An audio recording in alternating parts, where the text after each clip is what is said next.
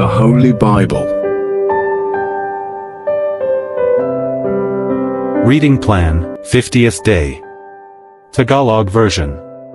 Numbers chapters 22 to 25, and Luke chapter 1. Numbers chapter 22. Ipinatawag ni Haring Balak si Balaam. Ika-22 kabanata.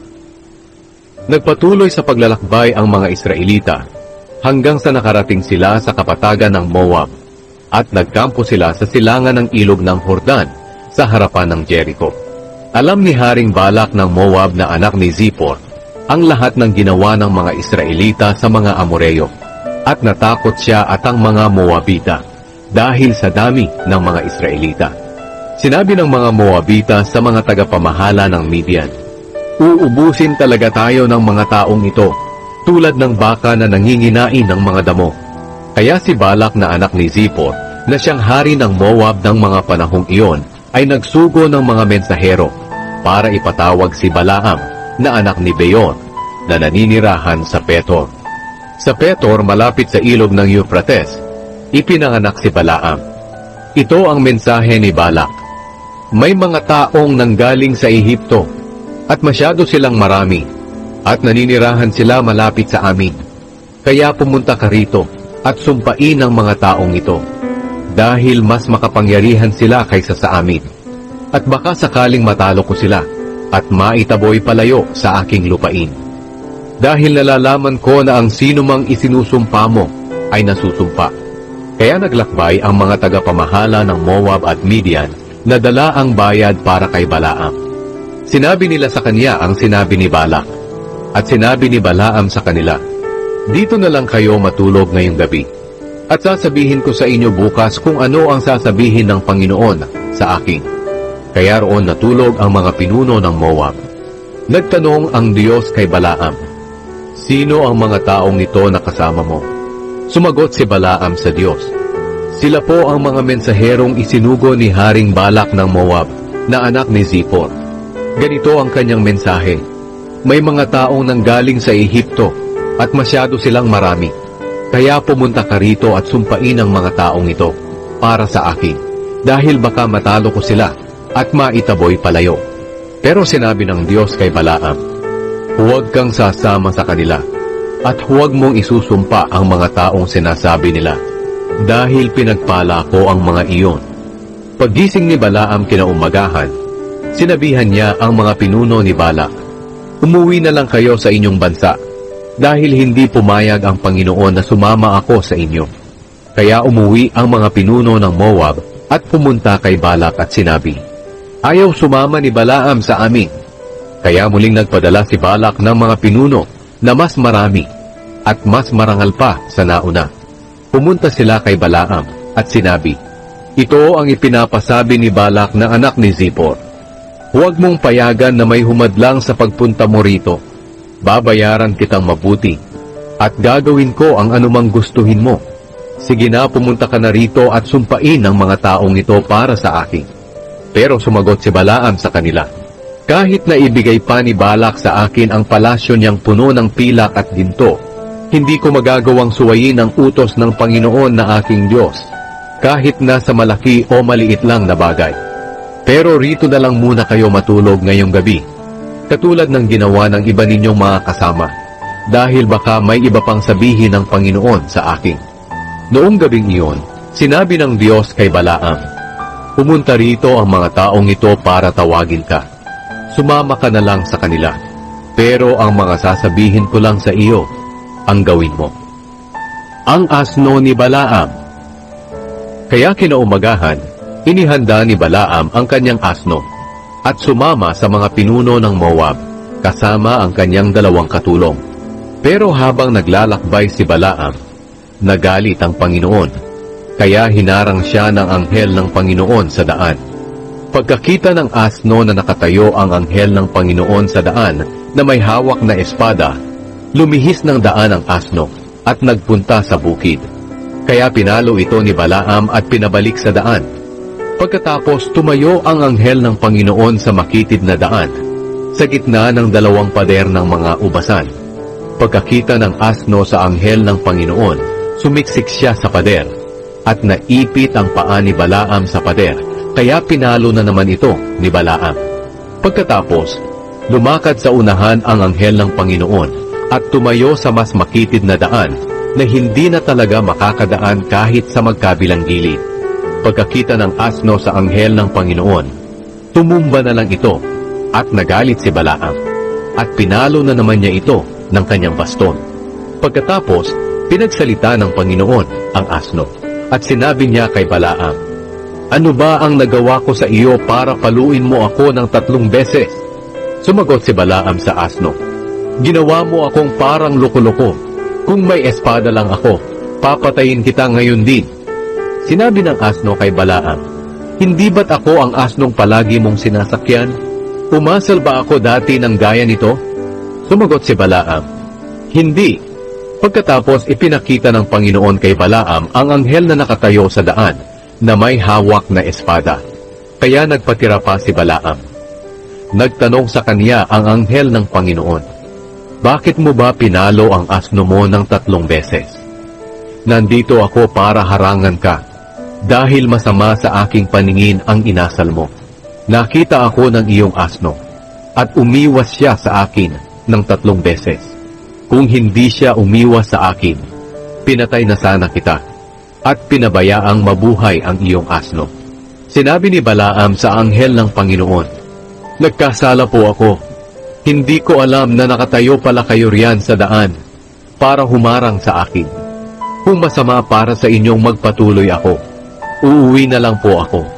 Sinabi ng anghel ng Panginoon kay Balaam, "Sasama ka sa mga taong iyon, pero sabihin mo lang sa kanila ang mga sasabihin ko sa iyo." Kaya sumama si Balaam sa mga pinuno ni Balak. Nang malaman ni Balak na paparating si Balaam, sumalubong siya roon sa isang bayan ng Moab, malapit sa Arnon, sa hangganan ng kanyang teritoryo. Sinabi ni Balak kay Balaam, "Hindi ba't dali-dali kitang ipinatawag? Bakit hindi ka kaagad nagpunta? Iniisip mo ba na hindi kita babayaran?" Sumagot si Balaam, "Nandito na ako, pero sasabihin ko lang sa iyo kung ano ang ipinapasabi ng Diyos sa akin." Pagkatapos sumama si Balaam kay Balak sa Kiryat Huzot, at naghandog doon si Balak ng baka at tupa. Ibinigay niya ang ibang mga karne kay Balaam at sa mga pinuno na kasama niya. Kinaumagahan, dinala ni Balak si Balaam sa Bamot Baal, at doon nakita niya sa ibaba ang buong mamamayan ng Israel. Numbers chapter 23. Ang unang mensahe ni Balaam. 23 kabanata.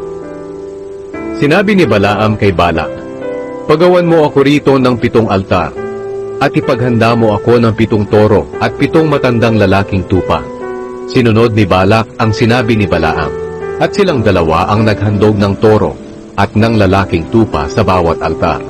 Pagkatapos sinabi ni Balaam kay Balak, "Dito ka lang sa tabi ng iyong handog, dahil aalis ako. Baka makipagkita ang Panginoon sa akin. Sasabihin ko na lang sa iyo kung ano ang sasabihin niya sa akin." Kaya umakyat siya sa itaas ng burol. Nakipagkita ang Panginoon sa kanya, at sinabi ni Balaam, "Nagpagawa po ako ng 7 altar, at sa bawat altar ay naghandog ako ng isang batang toro at tupa." Binigyan ng Panginoon si Balaam ng mensahe at sinabi, "Bumalik ka kay Balak, at sabihin sa kanya ang mensaheng ito." Kaya bumalik si Balaam, at nakita niya si Balak na nakatayo sa tabi ng kanyang mga handog, kasama ng lahat ng pinuno ng Moab. Pagkatapos sinabi ni Balaam, "Ipinatawag mo ako Haring Balak ng Moab, mula sa Aram, sa kabundukan sa silangan. Sinabi mo sa akin, dali sumpain mo ang mga lahi ni Jacob para sa akin. Sumpain sila ng mga mamamayan ng Israel. Paano ko susumpain ang mga taong hindi isinusumpa ng Diyos? Paano ko susumpain ang mga taong hindi isinusumpa ng Panginoon? Mula sa itaas ng bundok nakita ko sila. Nabubuhay sila ng silalang na nakabukod sa ibang mga bansa. Sino ba ang may kayang bumilang sa kanilang dami, na tulad ng buhangin sa tabing dagat? Mamatay sana ako na tulad ng matuwid na mga mamamayan ng Diyos. Sinabi ni Balak kay Balaam, ano itong ginawa mo sa akin? Dinala kita rito para sumpain ang aking mga kaaway. Pero ang ginawa mo, binasbasan mo pa sila. Sumagot si Balaam, kailangang sabihin ko ang sinabi ng Panginoon sa akin. Ang ikalawang mensahe ni Balaam. Pagkatapos sinabi ni Balak sa kanya, sumama ka sa akin sa isa pang lugar, na kung saan makikita mo ang iba pang mga mamamayan ng Israel, pero hindi ang lahat, at doon sumpain mo sila. Kaya dinala ni Balak si Balaam sa isang bukid sa Zophim, sa ibabaw ng bundok ng Pisga, at doon nagpatayo sila ng 7 altar, at naghandog ng 7 baka at 7 lalaking tupa, isa sa bawat altar. Sinabi ni Balaam kay Balak, dito ka lang sa tabi ng iyong handog, habang nakikipagkita ako sa Panginoon, diyan sa unahan. Nakipagkita ang Panginoon kay Balaam, at binigyan niya siya ng mensahe. At sinabi niya, bumalik ka kay Balak, at sabihin mo sa kanya ang mensaheng ito. Kaya nagbalik si Balaam kay Balak, at nakita niya siya na nakatayo sa tabi ng kanyang handog, kasama ng mga pinuno ng Moab. Nagtanong si Balak kay Balaam, ano ang sinabi ng Panginoon sa iyo? Sinabi ni Balaam, dali Balak na anak ni Zippor, at pakinggan mo ako. Ang Diyos ay hindi tao na magsisinungaling, o magbabago ng kanyang isip. Nagsasabi ba siya ng hindi niya ginagawa? Nangangako ba siya ng hindi niya tinutupad? Inutusan niya akong magbasbas, at kapag nabasbasan na niya, hindi ko na ito mababawi pa. Wala akong nakitang kapahamakan o kaguluhan na dadating sa Israel. Kasama nila ang Panginoon na kanilang Diyos. Kinikilala nila siya na kanilang hari. Inilabas sila ng Diyos sa Ehipto. Tulad siya ng isang malakas na toro para sa kanila. Walang manghuhula o mangkukulam na makakasakit sa kanila. Kaya sasabihin ng mga tao tungkol sa Israel, tunay na kamangha-mangha ang ginawa ng Diyos sa Israel. Tulad ng isang leyong handang sumalakay ang mamamayang ito at hindi nagpapahinga hanggang sa malamon niya ang kanyang biktima at mainom ang dugo nito. Pagkatapos sinabi ni Balak kay Balaam, kung hindi mo sila susumpain, huwag mo silang pagpapalain. Sumagot si Balaam, hindi ba't sinabihan na kita na kailangang gawin ko kung ano ang sasabihin ng Panginoon sa akin? Ang ikatlong mensahe ni Balaam. Muling sinabi ni Balak kay Balaam, halika dadalhin kita sa ibang lugar. Baka roon pumayag na ang Diyos na sumpain mo ang Israel para sa akin. Kaya dinala ni Balak si Balaam sa ibabaw ng bundok ng Peor, kung saan nakikita ang disyerto sa ibaba.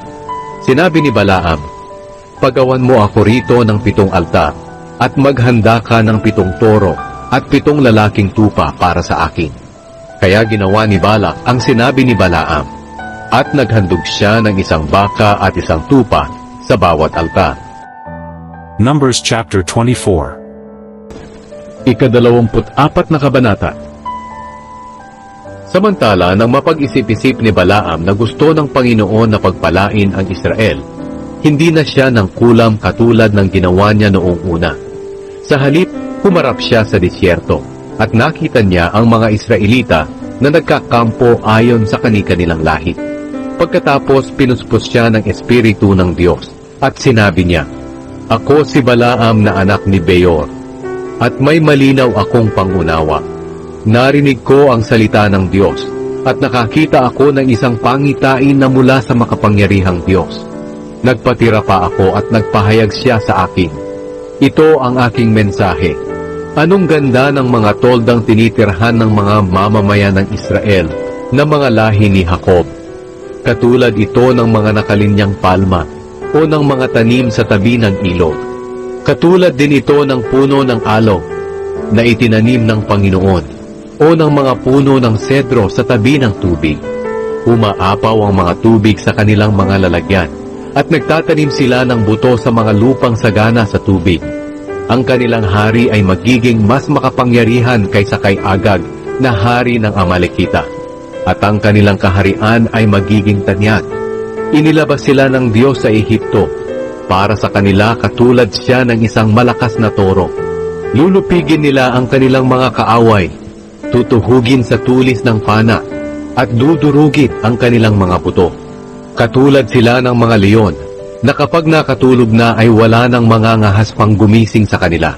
Pagpapalain ang mga nagpapala sa kanila, at susumpain ang mga sumusumpa sa kanila. Dahil dito, matindi ang galit ni Balak kay Balaam.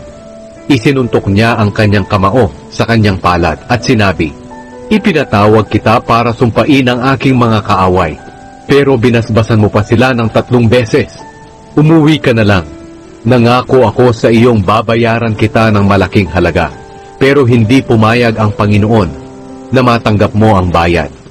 Sumagot si Balaam kay Balak, "Hindi ba't sinabihan ko ang iyong mga mensahero na kahit ibigay mo pa sa akin ang iyong palasyong puno ng pilak at ginto, hindi ako makakagawa ng sarili kong kagustuhan, masama man ito o mabuti. Kung ano ang sinasabi ng Panginoon sa akin, iyon lang ang aking sasabihin. Uuwi ako ngayon din sa aking mga kababayan. Pero bago ako umalis, paaalalahanan muna kita kung ano ang gagawin ng mga Israelitang ito sa iyong mga mamamayan balang araw." Ang ika-4 na mensahe ni Balaam. Pagkatapos sinabi ni Balaam ang mensaheng ito, "Ako si Balaam na anak ni Beor, at may malinaw akong pangunawa. Narinig ko ang salita ng kataas-taasang Diyos, at nakakita ako ng pangitain mula sa makapangyarihang Diyos. Nagpatira pa ako sa Kanya, at nagpahayag siya sa akin. Ito ang aking mensahe. May nakita ako sa aking pangitain na hindi pa nangyayari. Sa hinaharap, mamamahala ang isang hari sa Israel mula sa lahi ni Jacob. Ibabagsak niya ang mga Moabita at ang lahat ng lahi ni Seth. Sasakupin niya ang Edom na kanyang kaaway na tinatawag din na Seir. Habang tumatatag ang Israel, mamumuno ang isang pinuno sa Israel at ibabagsak niya ang mga natirang buhay sa lungsod ng Moab." Ang huling mensahe ni Balaam. Pagkatapos nakita ni Balaam sa kanyang pangitain ang mga Amalekita, at sinabi niya, "Ang Amalek noon ang nangunguna sa mga bansa, pero sa huli, babagsak ito." Pagkatapos nakita na naman ni Balaam sa kanyang pangitain ang mga Keneyo, at sinabi niya, "Matatag ang inyong tinitirahan dahil nakapatong ito sa mga bato. Pero babagsak kayo kapag binihag kayo ng Assyria." At sinabi pa ni Balaam ang mensaheng ito, "Kahabag-habag, sino ba ang mabubuhay kung gagawin ito ng Diyos? Darating ang mga barko mula sa Kitim at sasakupin nila ang mga mamamayan ng Assyria at ng Eber, pero babagsak din ang Kitim." Pagkatapos, umuwi si Balaam at ganoon din si Balak. Numbers chapter 25. Sumamba ang mga Israelita kay Baal. 25 kabanata. Habang nagkakampo ang mga Israelita sa Shittim, nakipagtalik ang mga lalaki sa mga babaeng Moabita. Hinikayat sila ng mga babaeng ito sa paghahandog sa mga Diyos-Diyosan, at kumain sila ng mga handog na ito, at sumamba sa mga Diyos-Diyosan ng Peor. Kaya nahikayat ang mga Israelita sa pagsamba kay Baal ng Peor. Kaya nagalit ng matindi ang Panginoon sa kanila. Sinabi ng Panginoon kay Moises, "Kunin mo ang lahat ng pinuno ng mga taong ito, at patayin sila sa aking presensya habang nakatingin ang mga tao, para mawala na ang matindi kong galit sa Israel." Kaya sinabi ni Moises sa mga hukom ng Israel, "Kailangang patayin ninyo ang mga taong sumamba kay Baal ng Peor." Ngayon, may isang Israelitang nagdala ng isang Midianitang babae sa kanyang pamilya. Nakita ito ni Moises at ng buong kapulungan ng Israel habang nagluluksa sila roon sa pintuan ng toldang tipanan. Pagkakita rito ni Phinehas, na anak ni Eleazar at apo ng paring si Aaron, umalis siya sa kapulungan at kumuha ng sibat. Sinundan niya ang tao sa loob ng tolda at sinibat niya ang dalawa. Pagkatapos huminto ang salot sa Israel. Pero 24,000 ang namatay dahil sa salot. Sinabi ng Panginoon kay Moises, "Inalis ni Finehas na anak ni Eleazar at apo ni paring si Aaron ang aking galit sa mga Israelita. Sa pamamagitan ng kanyang ginawa, ipinakita niya ang kanyang kagustuhan na protektahan ang aking karangalan sa gitna nila. Kaya hindi ko sila nilipol. Kaya sabihin mo sa kanya na gagawa ako ng kasunduan sa kanya, na pagpapalain ko siya. At sa kasunduang ito, siya at ang kanyang mga angkan ang magiging mga pari magpakailanman. Dahil ipinakita niya ang aking galit at tinubos niya ang mga Israelita sa kanilang mga kasalanan." Ang Israelitang namatay kasama ng babaeng Midianita ay si Zimri, na anak ni Salu, na pinuno ng isang pamilya na lahi ni Simeon. At ang Midianitang babae ay si Cozbi, na anak ni Zur. Si Zur ay isang pinuno ng isang pamilyang Midianita. Sinabi ng Panginoon kay Moises, "Ituring ninyong kaaway ang mga Midianita, at patayin ninyo sila, dahil itinuring din nila kayong kaaway, sa pamamagitan ng panlilinlang sa inyo, roon sa Peor, at dahil din kay Cozbi, na anak ng isang pinunong Midianita. Pinatay ang babaeng ito noong dumating ang salot sa Peor." The Book of Luke chapter 1. Ang magandang balita tungkol kay Hesukristo ayon kay Lucas. Unang kabanata. Pasimula. Kagalang-galang na Theophilus, marami na ang sumulat tungkol sa mga nangyari rito sa atin. Isinulat nila ang tungkol kay Jesus, na isinalaysay din sa amin ng mga taong nangaral ng salita ng Diyos at nakasaksi mismo sa mga pangyayari mula pa noong una. Pagkatapos kong suriing mabuti ang lahat ng ito mula sa simula, minabuti kong sumulat din ng isang maayos na salaysay para sa iyo, upang lubusan mong matiyak na totoo ang mga aral na itinuro sa iyo. Nagpakita ang anghel kay Zacarias. Noong si Herodes ang hari ng Judea, may isang pari na ang pangalan ay Zacarias, nakabilang sa grupo ng mga pari na tinatawag na grupo ni Abijah. Ang asawa niya ay si Elizabeth, na kabilang din sa angkan ni Aaron. Silang dalawa ay kapwa matuwid sa harap ng Diyos. Maingat nilang sinusunod ang lahat ng utos at mga tuntunin ng Panginoon. Wala silang anak dahil baog si Elizabeth at matanda na silang pareho. Isang araw, ang grupo ni Zacarias ang nakatalagang maglingkod sa templo ng Panginoon. At katulad ng nakaugalian nila bilang mga pari, nagpalabunutan sila. At si Zacarias ang nabunot. Kaya siya ang pumasok sa loob ng templo para magsunog ng insenso sa altar. Habang nagsusunog siya roon ng insenso, maraming tao ang nananalangin sa labas. Biglang nagpakita kay Zacarias ang isang anghel ng Panginoon. Nakatayo ang anghel sa bandang kanan ng altar na pinagsusunugan ng insenso. Napagabag at natakot si Zacarias nang makita niya ang anghel. Pero sinabi sa kanya ng anghel, "Huwag kang matakot, Zacarias. Dininig ng Diyos ang panalangin mo. Pagkakaanak ng isang lalaki ang asawa mong si Elizabeth, at Juan ang ipapangalan mo sa kanya.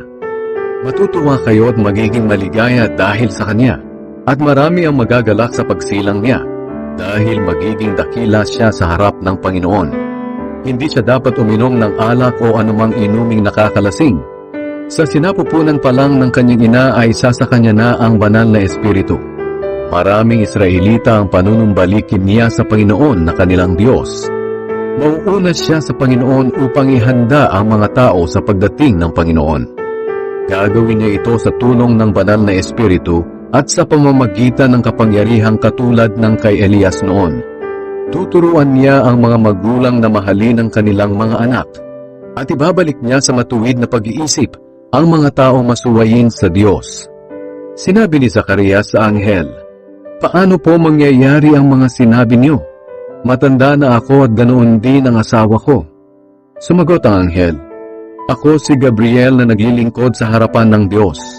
Siya ang nagsugo sa akin para sabihin sa iyo ang magandang balitang ito. Ngunit dahil hindi ka naniwala sa sinabi ko, magiging pipi ka. Hindi ka makakapagsalita hanggat hindi natutupad ang sinabi ko sa iyo. Sapagkat tiyak na mangyayari ang sinabi ko, pagdating ng panahong itinakda ng Diyos." Samantala, hinihintay ng mga tao ang paglabas ni Zacarias. Nagtataka sila kung bakit nagtagal siya sa loob ng templo. Nang lumabas siya, hindi na siya makapagsalita at sumesenyas na lang siya. Kaya inisip nila na may nakita siyang pangitain sa loob ng templo. At mula noon naging pipi na siya. Nang matapos na ang panahon ng kanyang paglilingkod, umuwi na si Zacarias. Hindi nagtagal, nagbuntis si Elizabeth. At sa loob ng 5 buwan ay hindi siya umalis ng bahay. Sinabi niya, "Napakabuti ng Panginoon. Inalis niya ang kahihiyan ko sa mga tao bilang isang baog." Nagpakita kay Maria ang anghel. Nang ika-6 na buwan ng pagbubuntis ni Elizabeth, inutusan ng Diyos ang anghel na si Gabriel na pumunta sa nayon ng Nazaret sa Galilea. Pinapunta siya sa isang birhen na ang pangalan ay Maria. Nakatakda ng ikasal si Maria kay Jose na mula sa lahi ni Haring David. Sinabi ni Gabriel kay Maria, "Matuwa ka, Maria. Ikaw na pinagpala ng Diyos. Sumasa iyo ang Panginoon." Nabagabag si Maria sa sinabi ng anghel. Inisip niyang mabuti kung ano ang ibig sabihin noon. Kaya sinabi sa kanya ng anghel, "Huwag kang matakot, Maria, dahil pinagpala ka ng Diyos.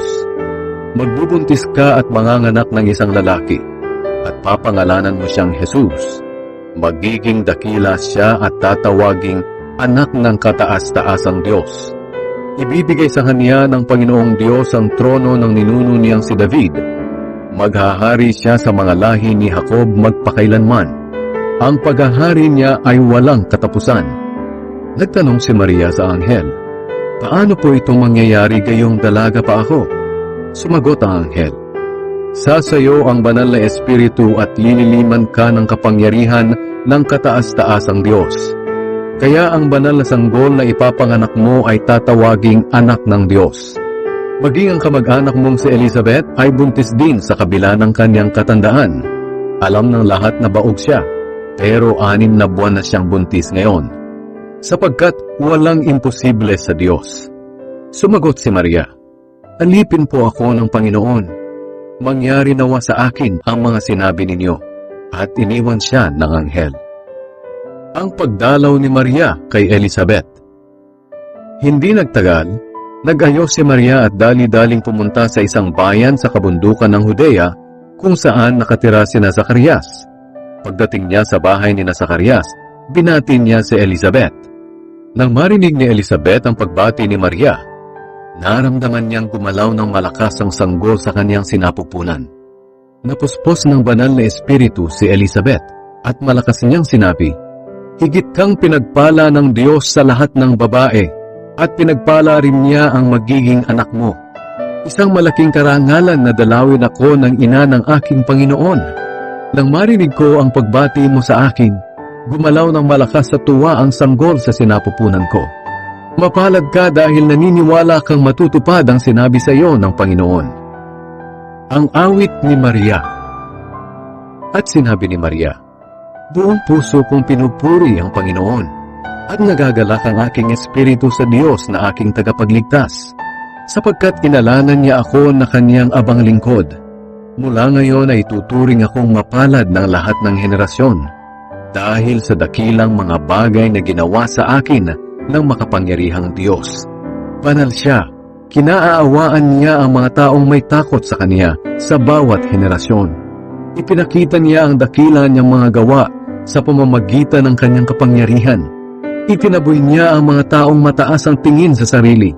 Ibinagsak niya ang mga makapangyarihang hari mula sa kanilang mga trono at itinaas niya ang mga nasa mababang kalagayan.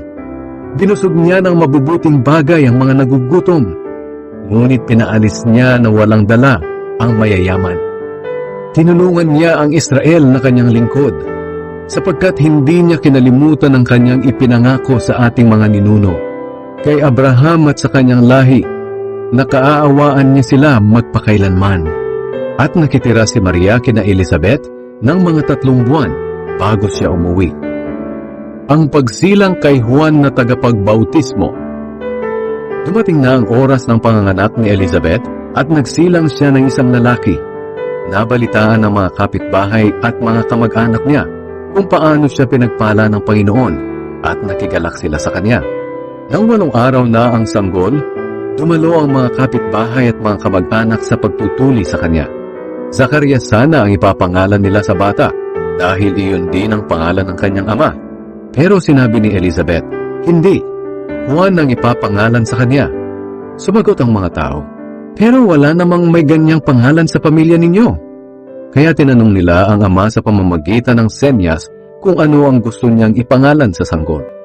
Sumenyas siya na bigyan siya ng masusulatan. Pagkatapos ay sinulat niya, Juan ang ipapangalan sa kanya. Nagtaka silang lahat. Noong din ay nakapagsalita na si Zacarias at nagpuri sa Diyos. Nangilabot ang lahat ng kapitbahay nila at naging usap-usapan sa buong kabundukan ng Judea ang pangyayaring iyon. Ang lahat ng nakabalita ay nag-isip at nagtanong, magiging ano kaya ang batang ito kapag lumaki na siya? Sapagkat malinaw na sumasa kanya ang Panginoon. Ang pahayag ni Zacarias. Napuspos ng banal na espiritu ang ama ni Juan na si Zacarias at kanyang ipinahayag, purihin ang Panginoong Diyos ng Israel, sapagkat inalalan niya at tinubos ang kanyang bayan. Sinugo niya sa atin ang makapangyarihang tagapagligtas mula sa angkan ng lingkod niyang si David.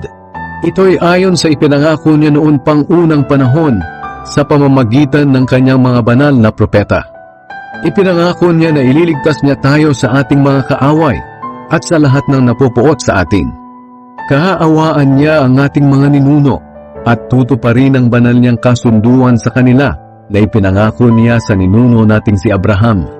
Ayon nga sa kanyang kasunduan, ililigtas niya tayo sa ating mga kaaway upang makapaglingkod tayo sa kanya ng walang takot at maging banal at matuwid sa kanyang paningin habang tayo ay nabubuhay.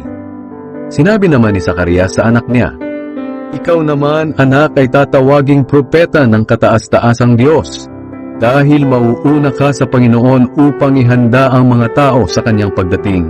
Ituturo mo sa mga mamamayan niya kung paano sila maliligtas sa pamamagitan ng kapatawaran ng kanilang mga kasalanan, dahil maawain at mapagmahal ang ating Diyos. Tulad ng pagsikat ng araw, ipapadala niya sa atin ang tagapagligtas upang maliwanagan ang mga taong nasa kadiliman at takot sa kamatayan. At tuturuan niya tayo kung paano mamuhay ng may mabuting relasyon sa Diyos at sa kapwa. Lumaki ang batang si Juan at lumakas sa espiritu. Nanirahan siya sa ilang hanggang sa araw na nagsimula siyang mangaral sa mga Israelita.